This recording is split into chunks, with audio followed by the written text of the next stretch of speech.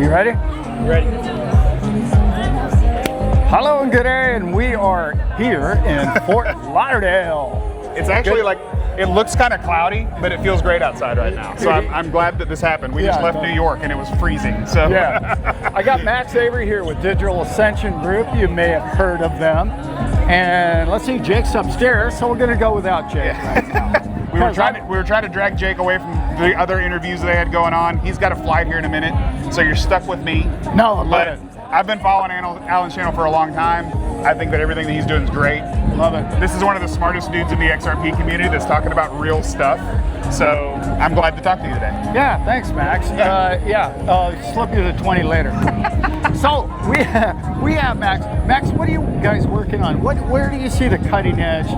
What have you learned here? Because this is a lot of AI here in the building as well. Yeah. Like, where do you think our space is really headed? You know, it's interesting because we just left Ripple Swell, which is obviously a big institutional focused, conference. Everyone there is talking about, banking, DLT solutions, and tokenization of real world assets for security products and everything else. And then we come just a few hours down south and, we're looking at NFT launches and meme coins and other stuff that's happening with like Solana and Ethereum people and everything else like that. And so it's really, when you kind of step outside of your typical focus on this, it's like there's a whole nother world that exists.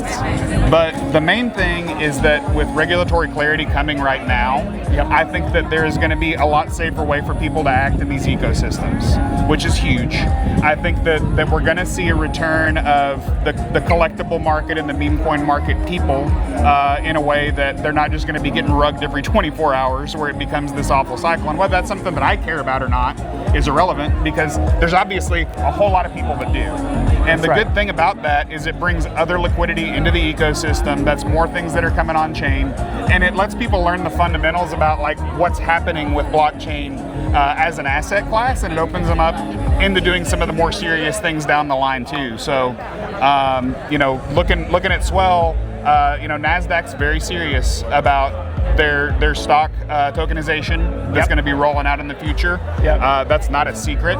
You've got the Texas Stock Exchange that's going to be launching, a tokenization solution probably within 12 months. Citadel, BlackRock. All these kinds of things are happening right now. And I think that this year is really, the turning point, because we have an administration, whether you love them or hate them, that have been very, very crypto positive on what's going on. That's right. And I don't think that tide's going to shift, because there's people that say like, well, what if politics change next cycle or whatever it is? I think there's enough institutional money invested at this point that you can't turn that ship around now. I think that we're on course. I think that we're going to see the market structure bill get passed by the end of the year. Oh, I believe so. Don't know exactly how it's going to shape up, but I think it's going to be pretty favorable. And I think that's an exciting thing. So I think we're going to be able to kick off 26 with all the stuff we've been talking about for the best 5 years, whatever, actually starting to take shape.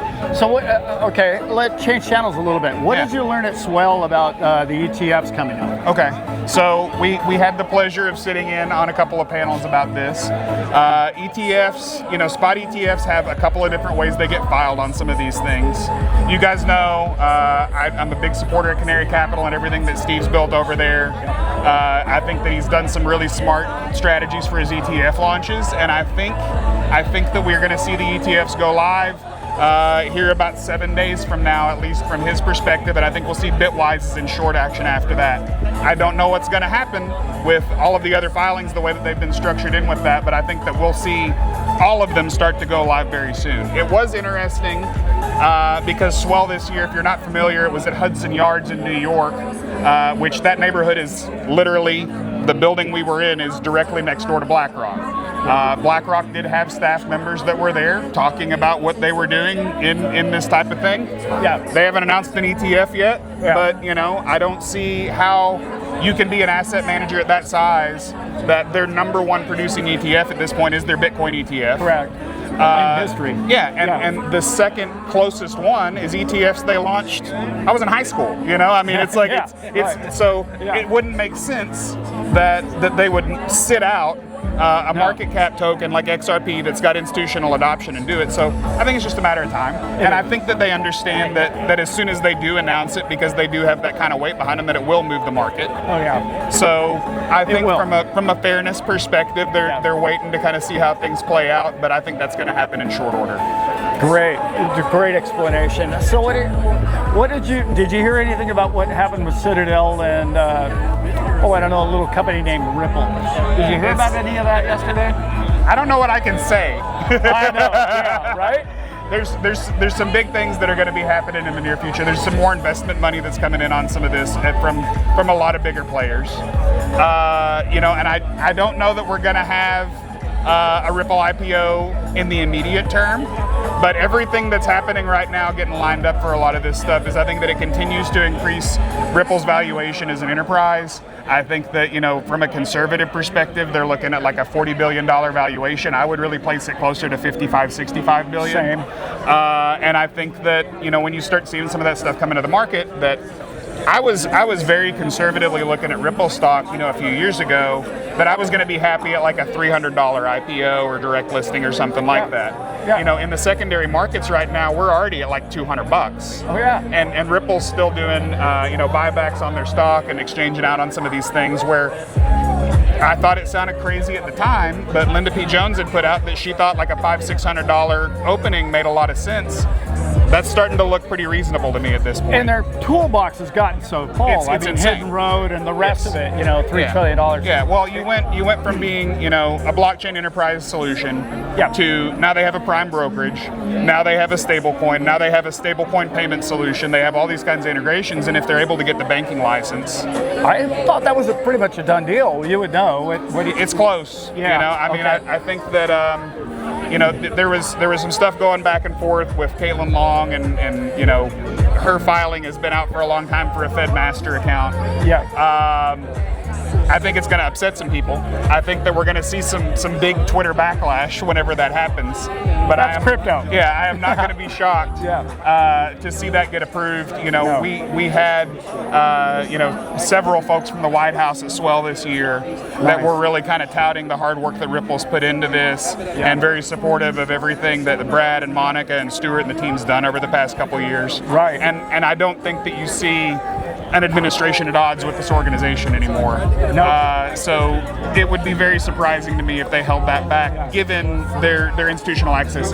Hidden Road or Ripple Prime now, as it is, as a prime brokerage, it makes sense to have a FedMaster account. Oh, completely. So I think that we're really, really close to seeing some big things happen, and there's a lot of people that want this to happen yesterday, but building stuff at scale like this takes time. It does. And so I'm here for the ride. And there's no larger dinosaur than the banking institution. Sure. It's my background, actually. So they make money on the frictions, and everything's at the status quo now, where they've obviously done very well. You drive downtown, you see big J.P. Morgan buildings and BNY buildings and everything else. They're not hurting for cash, so why rush it? So how about Western Union last week pulling a blockbuster move of like, our stock's down 55%. Maybe we should get involved. I was like, I think it's a little late. Yeah, I think it'll be. And there's a lot of people that that wanted to go run their mouths about that Solana's the choice for Western Union for payments and all this kind of stuff and everything else. And the thing for me is I think that Solana's a great solution for certain things. And if you're not concerned about the network congestion, it's a fast, quick settlement time that you can do on those things, but it does not limit Western Union from going and issuing a stablecoin on another chain. No. You have PayPal, is live on Stellar now. Right. You can get PYUSD on the Stellar network. Yeah. People don't talk about that. It didn't make a bunch of headlines, but I don't think it's going to be long before you also see the same type of integrations with Ripple solutions and with Stellar solutions and all these kinds of things. The XRP ledger just makes sense at scale for these things. It does. And Solana's cheap and easy to launch on. We could have launched a Solana token in the time that we've been on this camera talking about this. I know. And so, it's so building true. an integration is very simple and It's cheap. easy. So as a business, it makes sense to me. But on a banking institution, they're all sitting there going, well, which one actually looks like? Sure. Which one is glove in hand for us? Sure. That makes a lot of sense to go with something like XRP, just because of a coin from day one was designed to do exactly Right. what these people want to do in the future. Exactly, and a stablecoin launch is a far cry from actual back-end settlement infrastructure. Correct. And that's the Correct. main thing, is that you can build that token and it doesn't matter what it's on. No. So Yeah. and with products like XLR, you've got the ability to be interoperable. They haven't announced it yet because No. I'm going to go ahead and say it now, but XLR is officially interoperable with Hangar now. So if you didn't know, that's a thing. And I think that's going to be great because that's another sleeper with a lot of the stuff they're doing with their hashing. So Huge. Yeah. Love that. Yeah. No, I didn't hear that. I don't think it's been announced, so you heard it here first. Right Subscribe here. now. On the Staple channel. Yeah. You heard it here first. So let's conclude this thing here real quick. I know you could go all day, but you got other things to do here at the show. I've got to enjoy the clouds. Right. I know that you were slightly connected to the Ripple community connection. Yeah.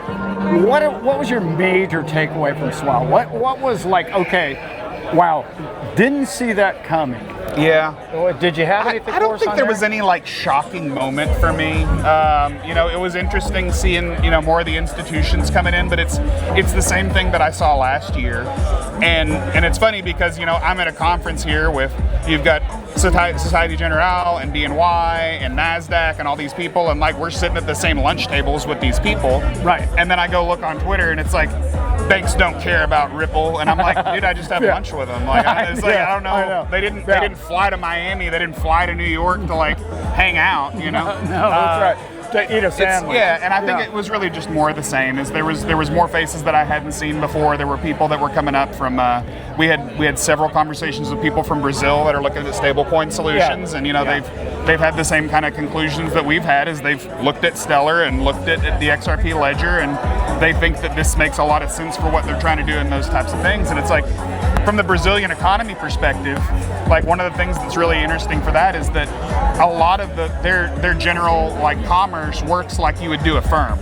So like if we came here to like buy lunch, we would make a payment, and we would basically, the restaurant would have to finance and factor that payment and pay like 10-20% on whatever they're doing that way. And so in Brazil, having a stablecoin solution that they can get paid today, not have to go through this whole bank thing and pay 10-20% on their thing, that's insane. Or go through the black market.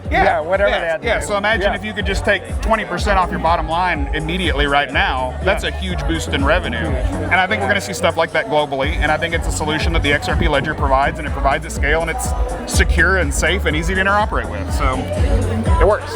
It so well put. I'm going to go ahead and finish it on that. I'm going to ask one more thing. About the price drop. Everybody's all wound up. I mean, I know how I look at 5-year, 10-year outcomes. I have a long time horizon. I do. But a lot of people are wondering what's going on. It's like I'm tired of guessing. Because we really don't know who's selling all of those Bitcoin and all the rest of it. But what's your time horizon? I'm not asking for a prediction. Not at all. Jake has a very aggressive timeline. Yes, we know. Right. I don't even really care so much. Is that for me, the way that I look at this asset class is something that I want to be able to move into products where I can do collateralized lending.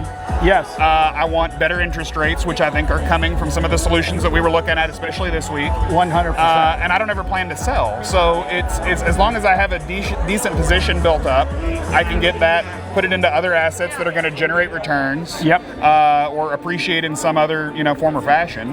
Then I think that by 2030, a lot of these things will be live and working and everything else. And like that sounds like a long time, but it's not. No. But I think we'll see some price appreciation between now and then. But I think to get to like crazy prices. I've built software before with people. I know what it takes to integrate some of that kind of stuff. And I think that we have a while before it gets to those huge numbers. But I think that going from like where we're at now to a $10, $50, $100 XRP isn't going to take that much. No, I don't either. I think that going up from that point, we've got a little ways coming on those types of things. And anybody that thinks that it's going to take a long time to get there, only because judging by the past, really doesn't understand the crypto market. And when things pile in, it happens fast. Sure. And the public is way out of these coins. Well, and you got to figure too, when you have ETFs live, you have treasury strategies like Evernorth now. Maybe something else that I can't talk about yet, that are going to be some of these that are taking large amounts of XRP off of the market in general. Is that okay? Yeah, the total supply of XRP is huge, but how much of that's actually even available? And you start looking at stuff that's getting taken off the table, and when you have spot ETFs, that's just held assets. And people are putting spot ETFs into retirement accounts. They're not touching that. No. And typically, if they have conviction to get into a crypto spot ETF for their retirement account, they're probably going to hold long until they're 65 years old. Exactly. And so, I don't really see there being like massive drop-offs in liquidity from a certain point with that. We'll still see some volatility for a while. But I think after we start getting all the institutional products live, we'll start seeing more climbs in there, and then also the integrations that are going to happen with Ripple's payment solutions in general. And there's so many, I talk about this a lot on the channel, but it bears repeat. There's so many people in the crypto space in this room that when you mention XRP to them, they're like, yeah, well, I don't have any of that. And they're in crypto. And they're going to wake up one day. It's a bad word. And they're going to wake up one day and they're going to go, wow, look at it moved up the board again. But it can't get any higher really than where it is. And it's like, it's just going to number go up. So after that, it's just going to be everybody in this room is going to go, well, I remember when $100 Bitcoin seemed crazy to me. Same. And look at us now. You know? So it's like you got to put those kinds of things in perspective. I started buying Bitcoin at 400. It was crazy to me. I was like, wow, look at it now. I remember being upset because when we were mining Bitcoin, we were only mining a coin and a half a week. That's it. That's all we can put out. 150 grand a week. That's a terrible business practice. Max, pleasure. It's a pleasure. Bro. It's great to see you. I don't get to see you enough. Maybe like get a boat and we can all go out and like we can do it. We can do one from the seas. Brother, I'm working on it. I'm working on it. Max, those of you who are going to be coming to my show in January, Max and Jake will be there. I'm hoping. We have a little RSVP going there, but you're all going to be able to ask him all those million questions that he and I can't answer. Only 900,000. Yeah, 900,000. But he's the man to answer them, truly. All right, Max. Thanks so much. Thanks, brother. Pleasure. Appreciate it, man. Karate here today. All right. With that, we are out. Be good. Talk to you soon. Crush.